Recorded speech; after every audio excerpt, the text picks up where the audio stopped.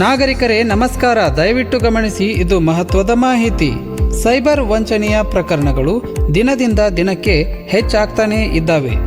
ಈ ಒಂದು ಸೈಬರ್ ವಂಚನೆಯ ಪ್ರಕರಣಗಳು ಹಾಗೂ ಆನ್ಲೈನ್ ವಂಚನೆಯ ಪ್ರಕರಣಗಳನ್ನು ಹೋಗಲಾಡಿಸಲು ಆರ್ಥಿಕ ಇಲಾಖೆ, reserve bank of India, police ಇಲಾಖೆಯ ಸೈಬರ್ ಟೀಮ್ ಜೊತೆಗೆ ಜಿಲ್ಲಾ ಮಟ್ಟದ ಬ್ಯಾಂಕುಗಳ ಸಮಿತಿಯ ಸಹಯೋಗದಲ್ಲಿ ಸುರಕ್ಷಿತ ಡಿಜಿಟಲ್ ಬ್ಯಾಂಕಿಂಗ್ ಅಭ್ಯಾಸಗಳು ಎಂಬ ಕಾರ್ಯಕ್ರಮವನ್ನು ಹಮ್ಮಿಕೊಳ್ಳಲಾಗಿದೆ. ಈ ಒಂದು ಕಾರ್ಯಕ್ರಮದಲ್ಲಿ ಇರತಕ್ಕಂತಹ ಮುಖ್ಯ ಅಂಶಗಳೆಂದರೆ, ಮೊದಲನೇದಾಗಿ ಬ್ಯಾಂಕುಗಳು ನಿಮಗೆ KYC ಅಪ್ಡೇಟ್ಗಾಗಿ ಎಂದಿಗೂ APK ಫೈಲನ್ನು ಕೇಳುವುದಿಲ್ಲ. ಮುಂದಿನ ಅಂಶ, ಇಮೇಲ್ ಅಥವಾ ವಾಟ್ಸಪ್ ಮೆಸೇಜ್ಗಳ ಮೂಲಕ ಸ್ವೀಕರಿಸಿದ ಅಪರಿಚಿತ ಫೈಲ್ಗಳನ್ನು ಎಂದಿಗೂ ಡೌನ್ಲೋಡ್ ಮಾಡಿಕೊಳ್ಳಬೇಡಿ.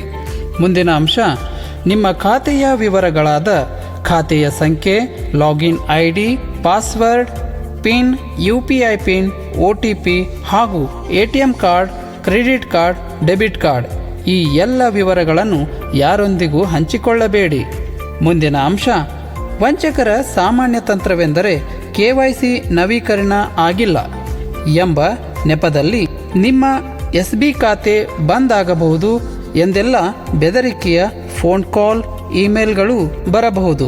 ಅದನ್ನು ನವೀಕರಿಸಲು ಈ ಲಿಂಕ್ ಮೇಲೆ ಕ್ಲಿಕ್ ಮಾಡಿ ಎಂದು ಈ ತರಹ ವಂಚಕರು ನಿಮ್ಮನ್ನು ವಂಚಿಸಬಹುದು. ಇಂತಹ ಸಂದರ್ಭದಲ್ಲಿ ಕೂಡಲೇ ತಾವು ಬ್ಯಾಂಕು ಶಾಖೆಗೆ ಭೇಟಿ ನೀಡಿ ಈ ತರಹದ ಫೋನ್ ಕಾಲ್, ಇಮೇಲ್ಗಳ ಬಗ್ಗೆ ತಿಳಿಸತಕ್ಕದ್ದು. ಮುಂದಿನ ಅಂಶ, ನಿಮ್ಮ ಫೋನಿನಲ್ಲಿ ಯಾವುದೇ ತರಹದ ಬೇಡವಾದ ಅಪ್ಲಿಕೇಶನ್ ಡೌನ್ಲೋಡ್ ಮಾಡಿಕೊಳ್ಳಬೇಡಿ. ಮುಂದಿನ ಅಂಶ, ಹಣದ ಸ್ವೀಕೃತಿಯನ್ನು ಒಳಗೊಂಡಿರುವ ಟ್ರಾನ್ಸಾಕ್ಷನ್ಗಳಿಗೆ ಬಾರ್ಕೋಡ್, QR ಕೋಡ್ ಹಾಗೂ ಸ್ಕ್ಯಾನ್ ಮಾಡುವ ಅಥವಾ MPIN ನಮೂದಿಸುವ ಅಗತ್ಯವಿರುವುದಿಲ್ಲ. ಮುಂದಿನ ಅಂಶ, ನೀವು ಮಾಡಲಾರದ ಯಾವುದೇ ಟ್ರಾನ್ಸಾಕ್ಷನ್ಗಳಿಗಾಗಿ ನಿಮಗೆ ಬಂದ OTP ತಿಳಿಯಲು ಫೋನ್ ಕಾಲ್ ಮಾಡಿದಾಗ ದಯವಿಟ್ಟು OTP ಹಂಚಿಕೊಳ್ಳಬೇಡಿ.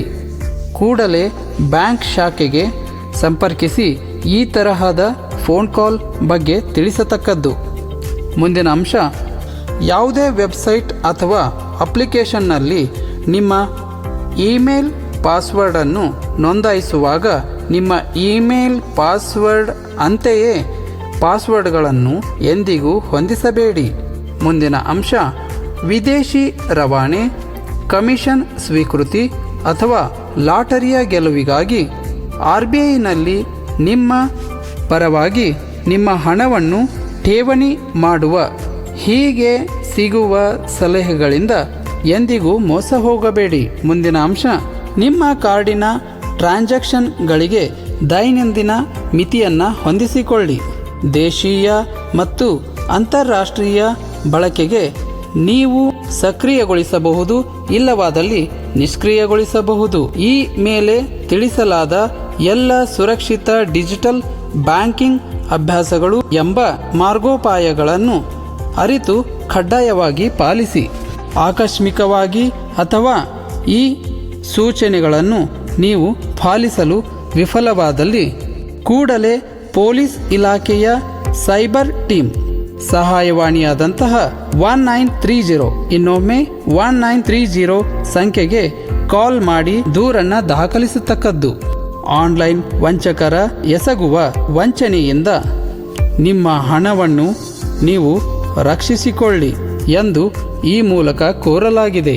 ಎಲ್ಲರಿಗೂ ಧನ್ಯವಾದಗಳು.